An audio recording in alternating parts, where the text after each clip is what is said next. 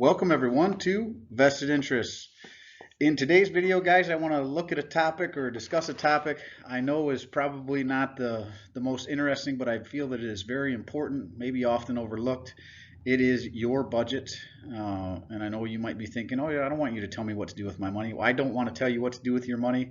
I want you to tell your money what to do. So let's get into it.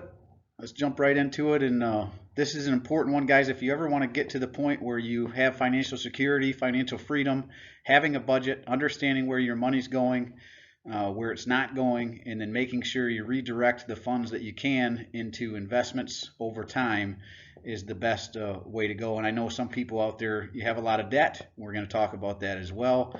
Again, this is a topic I know not everyone likes to discuss or talk about, but it is important. So let's get right to it. So first off, let's go over a few tips for a budget, for a successful budget. Focus on savings first, guys. You're not going to be able to jump right in, especially if you have debt, to dumping a bunch of money into investments accounts. That's a good way to get yourself into financial trouble. So focus on your savings first. Sit down, first of all, sit down and make a budget. Understand where your money's going, understand what your bills are, and then focus on where you can cut costs, and then start putting at least 10% away into a savings account. And that savings account will be for things like paying off those debts that you have, for birthdays, for vacations, for trips. You should start out to try to cover 3 to 6 months of your expenses. So sit down with a pad and paper, figure out what all your expenses are. That's your housing, that's your gas, your insurance, your car payments, any payments you have, all that, and then try to get to 10% above that into savings. Next up, use cash. I know it is easy to slide a credit card or to slide a debit card, and that is also an easy way to just pay for things and get out of control with your spending. So what I used to do, and what I still do at times, is go to the bank and take my debit card and pull out whatever I think I need for the week, whatever my expenses are. If I need $50 for gas, if I'm paying for my lunch, I would recommend you pack a lunch so that's much cheaper. You're not paying the expense to go out and eat. But use cash. You can see it going. You can see it as you're paying for something that leaves your hand. It's much easier to track that cash if you're seeing it than if you just swipe a credit card or swipe a debit card and you're not seeing that transaction. It's just digitally in the ether somewhere. Next up, sounds like an easy one, but it may be hard for some of us. Cut bad habits. If you're going out drinking every Friday night and then complaining you don't have any money, well, maybe you need to cut out the drinking. If you're smoking, a pack of cigarettes every week, but complaining you don't have any extra money, maybe you need to cut back on the smoking or cut it out. It's a terrible habit anyway. Same thing with dips, same thing with sodas. You'd be amazed at how much money you could save just cutting out that 1 or 2 sodas you have a day, pops you have a day. That $1.75. I got a soda actually the other day. It was $2.10, and I actually felt ridiculous for buying a soda at $2.10 when I can go buy a whole pack of sodas and take one with me. The other thing is, like we talked about, packing your lunch. If you go out and work rather than go out, to a restaurant or to a fast food joint, you can definitely make yourself a sandwich or pack leftovers from dinner a lot cheaper than you can stuff like. So cut out bad habits, guys.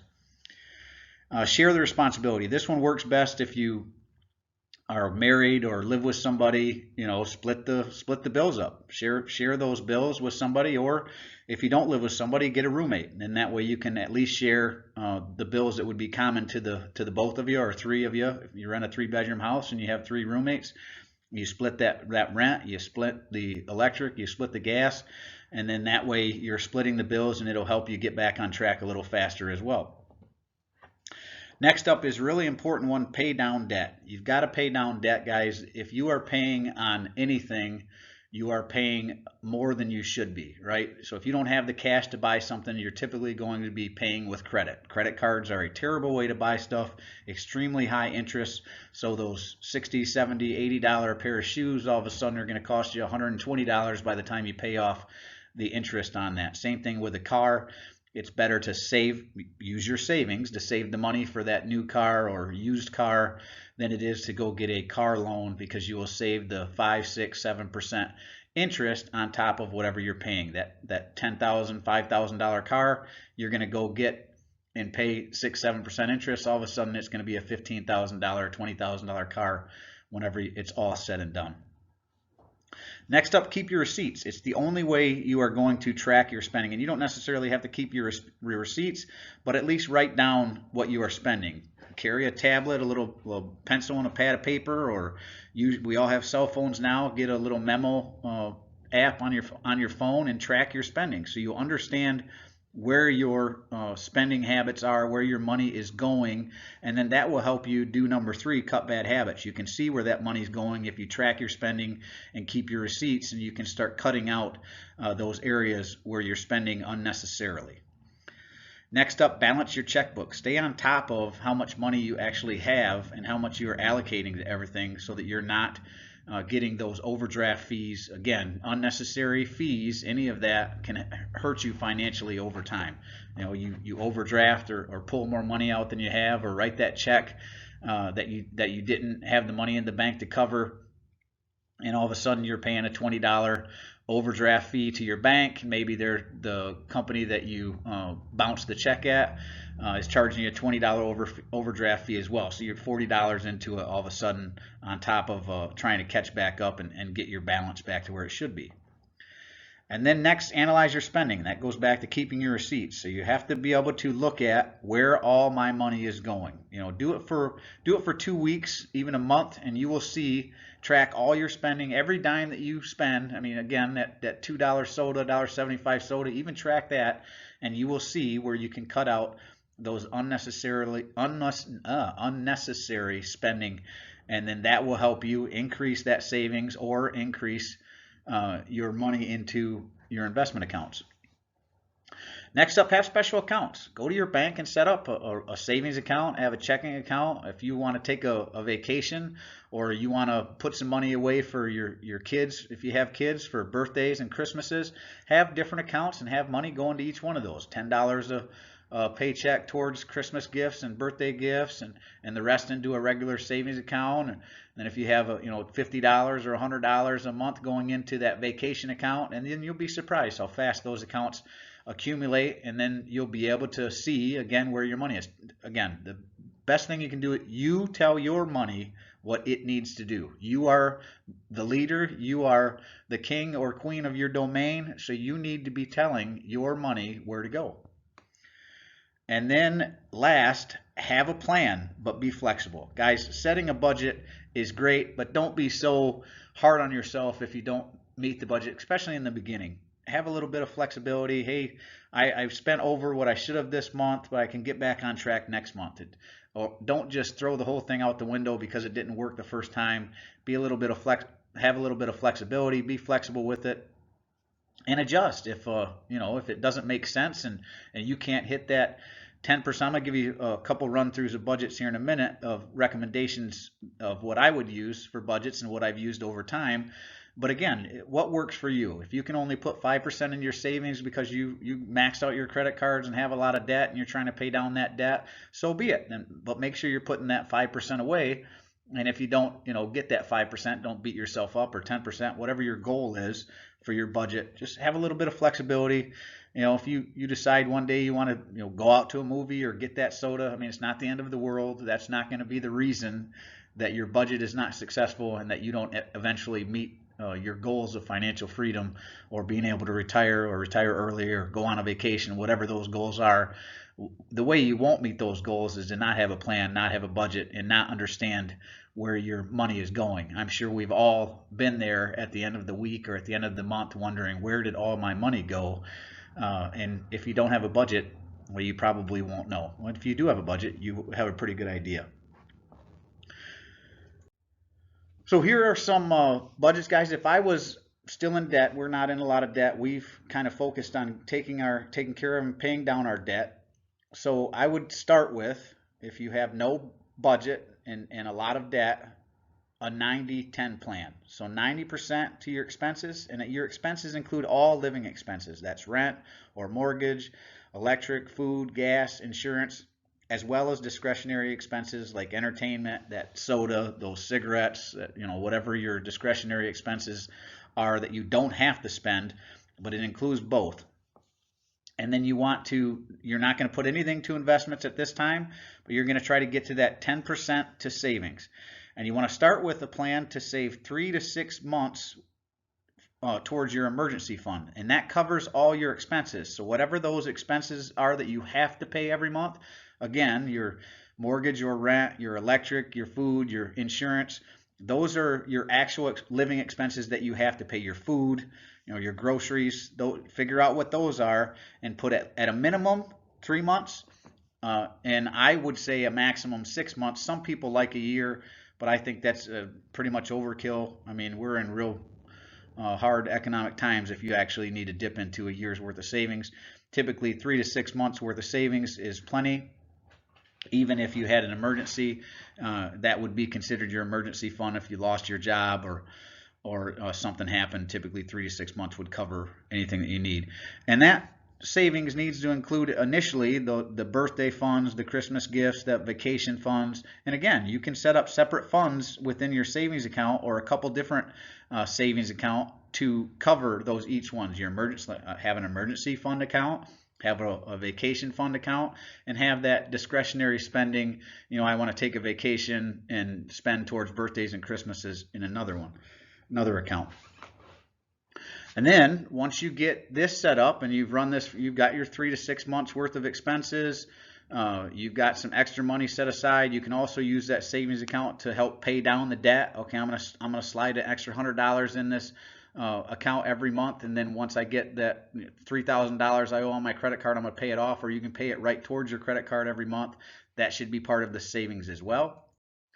Then once you get to that, you should slide. Once you start paying off those debts, you should slide whatever those debts were. If you had a $200 credit card payment, that should go towards investments. Once you've got your 3 to 6 months emergency fund to cover living expenses, once you've got that other account set up for your next car purchase or your vacation or those birthdays and Christmas gifts, then you've paid down that car, or you've paid down that credit card, paid those debts off. Then you start sliding those to your 10% investments. So this is where you'd go 80% to expenses. So again, that includes all your living expenses: rent, mortgage, electric, food, gas, groceries. I didn't put groceries on there, but that includes groceries as well as your entertainment.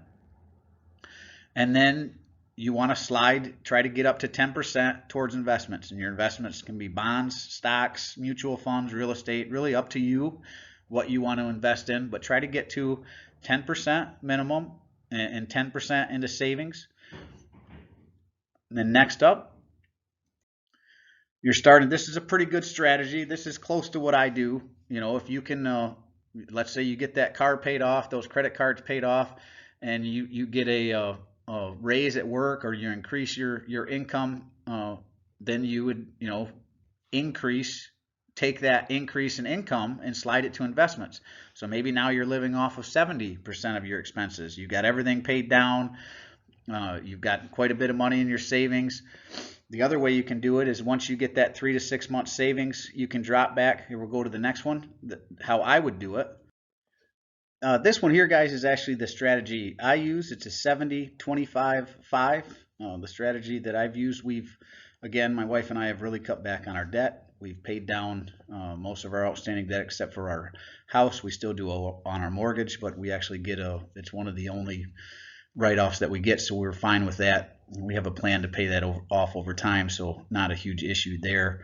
But as we've decreased our debt, we've slid those payments, the $300 we had on our jet skis, $800 a month we had on our truck and insurance that I had, reduced the coverage on our vehicles, and then slid that $800 plus a little bit of our total, the truck payment plus the offset cost of the insurance, over to in credit cards. We had some credit card debt here way back when, but slid all that over to investments. So we do little aggressive, more aggressive into investments. Plus we have a significant amount in our savings, so we don't put as much in there. We do put some funds in there every year to cover vacations, birthdays, and Christmases, but our 3 to 6 month emergency fund, and I think we have about 6 months emergency fund to cover all our living expenses, and that's the maximum that we feel we need in there.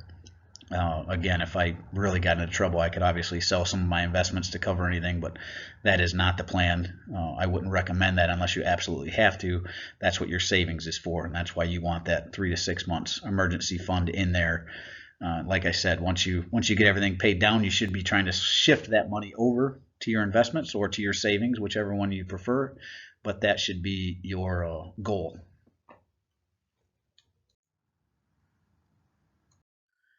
And then this, guys, is getting very aggressive.